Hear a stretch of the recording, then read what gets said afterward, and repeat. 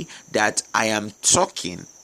I wrote in such a way that I speak like I write the way I speak. I get me. So even with all my I wrote all of them. So even though I might not use it, but I still wrote it so that I can free flow with whatever I am saying.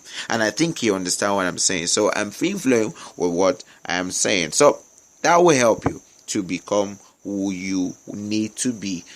So write like you are speaking. Write like you are speaking, and it's important. Write the way you talk.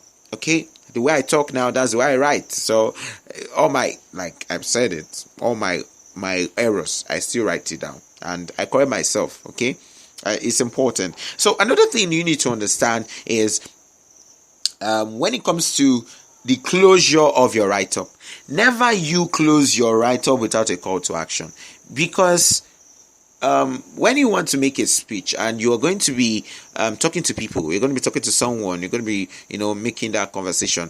There is always a target that if you are somebody that talk without any goal at hand, how will you be talking to somebody without any goal? Please, for goodness sake, who does that? You talk with goal in mind. What do I expect this person to do after my speech or after my talk? What do I expect this person to do after my talk? These are the things you need to ask yourself. What does this person expect me to? What do I expect this person to do? Is it the person to go and wash the plates or something, or to start something or to start his business?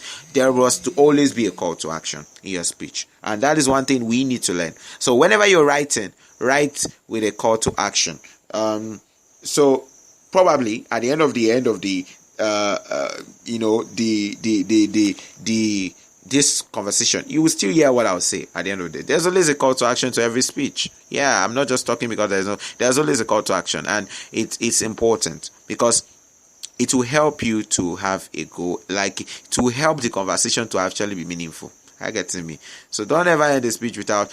Do you want people to clap at the end of the speech? Do you want people to clap at the end of the speech, or do you want people to stand? There must be something that you will say that will make them stand. And then you get to church and the pastor comes up and after preaching, he starts saying, if you know it, that you believe it, that you are going to get it, you jump up and shout. People will jump up and shout. I get me. These are things that will make people want to. It makes it meaningful. I get me. At the end of the day, people will not forget. Do you know? People remember more the end, the closure of your speech than the beginning. Even though they will remember, even as but they will remember more the closure. So you need to always try to end your speech with the right context so that people can actually key into what you are saying. So that is that on and also this is a very important point that I'm going to give to you, and this is important. Write with a visible figure in your mind. Write with an invisible figure in your mind. Now, I am talking.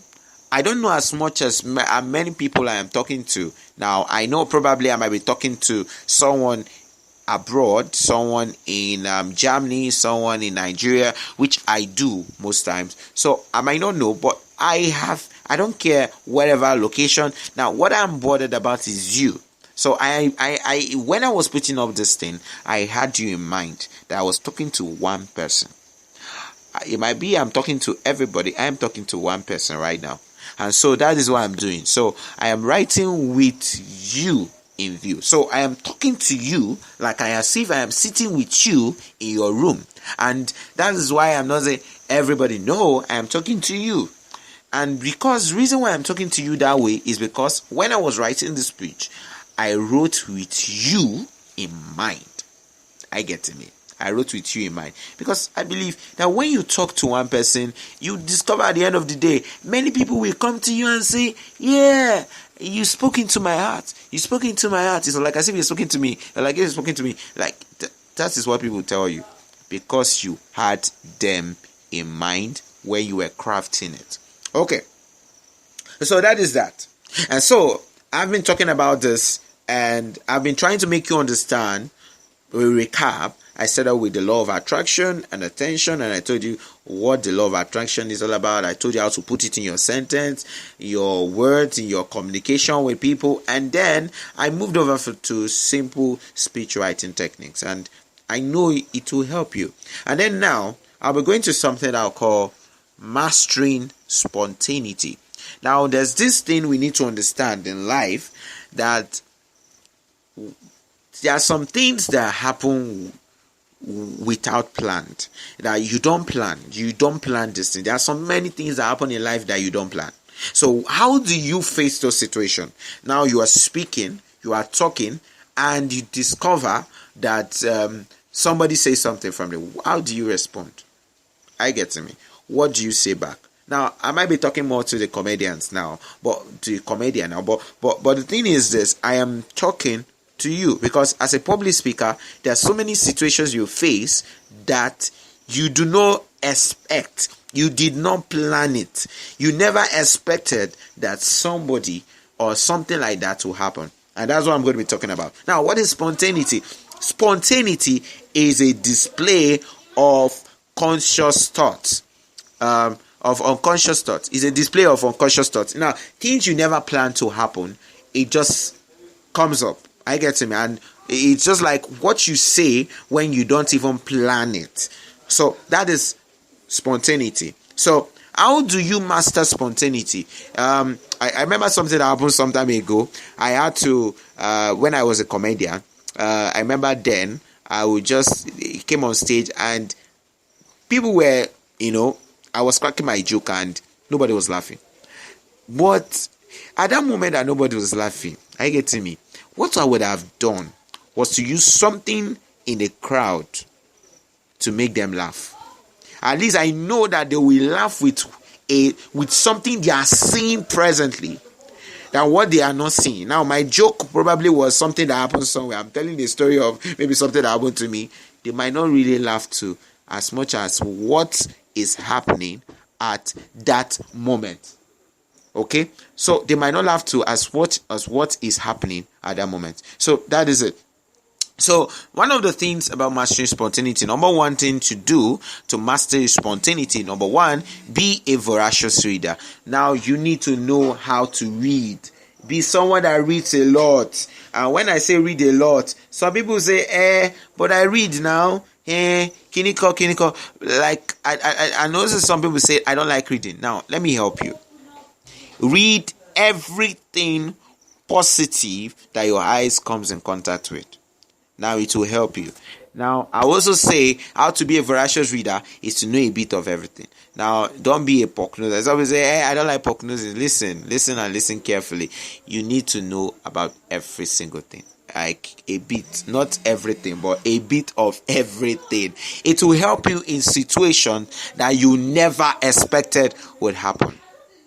I get to me. It will help you in situations that you never expected to happen. Now, this is my own personal method, and that's what I want to tell you. My own personal method is that I love reading newspapers, and amazingly, I love reading posters. These are two things I love reading: newspapers and posters. Newspapers and posters. So it's squared, right? Now, you have people. I'm not an old man, so you ask me, why is it I love reading newspapers? I don't like reading other books like that. It's not all motivational books I read, and I will not advise you to read all motivational books. But this is this: you need to be smart about what you read. I get to me. The information you put in your mind, because at the long run, it is the information you put in your mind that displays itself in situations you never expected. I get to me. So that is it. So sometimes you ask me about the current happening in Nigeria. I think I can tell you. You know why? Not because I don't watch the news, but I read news. So it's not that I even read everything, but I just speak a bit of probably the, what do you call it, the headline. The headline is okay for me. I don't need other things. The headline is okay for me. And that's just my own personal method. Then posters. There's another thing I do. Like, I read a lot of posters. I am always reading posters. Like I don't know. My eye cannot pass poster and don't look at it. Whether it is a religious, whether it is a business, whatsoever commercial, I read posters. Now, this would help me in the long run. Anytime you ask me about anything, I can answer you. Oh God, I do that a lot, and honestly, it's been helping me. It helps me to be spontaneous. So now you can ask me now to talk about something. Now I can tell you anything now. Like there is you can tell me to talk about a book or talk about the current situation in Nigeria in 30 seconds. Man, it is because it's in my mind. I'll tell you. I get to me. If it is not in my mind, I cannot bring it out from my box. So you need to know a bit of everything. I get to me. And I'm not saying you must know everything about politics or know everything about sport, but you need to know all these things. For example, you get into a conversation and they ask you about Messi and you don't know who is Messi. For goodness sake, why wouldn't you know who is Messi? Why wouldn't you know who is Cristiano Ronaldo? And they get to a point, so many things that you become that will help you to become spontaneous. So always know a bit of everything in anything. I get to me. Okay, so now I've been telling you so many things, and I think these things will help you to become who you really want to be.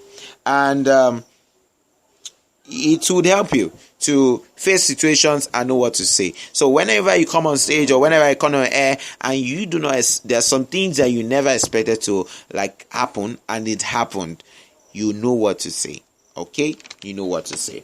Now, another thing that I would help you with is this. And it's very simple.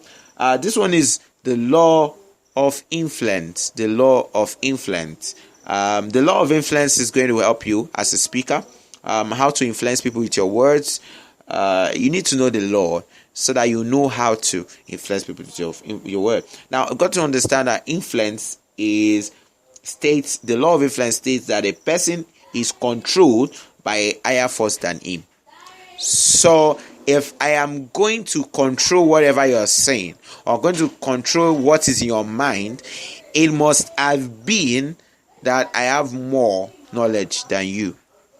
Are you getting me? So I can only influence you if I have more knowledge about a particular thing than you. So you can see me. I teach people about public speaking. I teach people about exceptional presentations, how to be a good presenter and all that.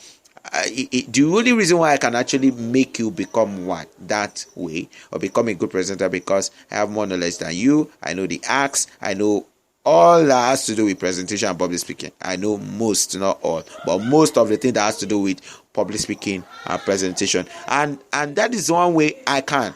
Okay, I can attract you with my voice, but what makes you stay with me is what actually comes out. Like if you stay with me for 10 minutes, 20 minutes, what are you learning?